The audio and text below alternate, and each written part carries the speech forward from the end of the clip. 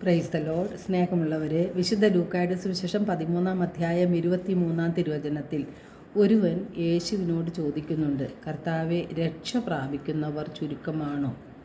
യേശു അവനോട് പറഞ്ഞു, ഇടുങ്ങിയ വാതിലിലൂടെ പ്രവേശിക്കുവാൻ പരിശ്രമിക്കുവിൻ എന്ന്. യേശു ജീവൻ്റെ വഴിയെക്കുറിച്ചും മരണത്തിൻ്റെ വഴിയെക്കുറിച്ചും പറയുന്നുണ്ട്.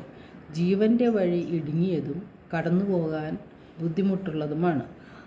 എന്നാൽ മരണത്തിലേക്കുള്ള വഴി വിശാലവും കടന്നു പോകാൻ എളുപ്പവുമാണ്. അതിലൂടെ കടന്നു പോകുന്നവർ ധാരാളമാണ്.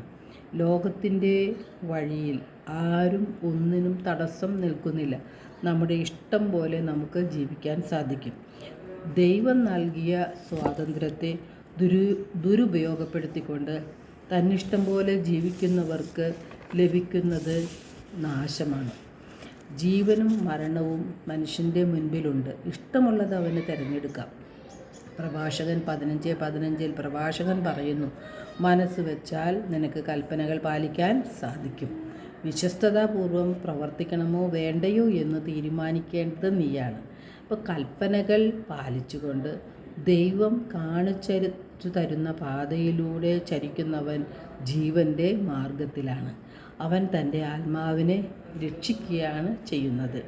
രക്ഷയുടെ വാതിൽ വീതി കുറഞ്ഞതും ഇടുങ്ങിയതുമായതിനാൽ പ്രയാസപ്പെട്ട് വേണം നമുക്കതിലൂടെ കടന്നു പോകാനായിട്ട്. യേശു പറഞ്ഞിട്ടുണ്ട്, കർത്താവേ കർത്താവേ എന്ന് എന്നെ വിളിച്ചപേക്ഷിക്കുന്നവനല്ല, എൻ്റെ പിതാവിൻ്റെ ഇഷ്ടം നിറവേറ്റുന്നവനാണ് സ്വർഗരാജ്യത്തിൽ പ്രവേശിക്കുക എന്ന്.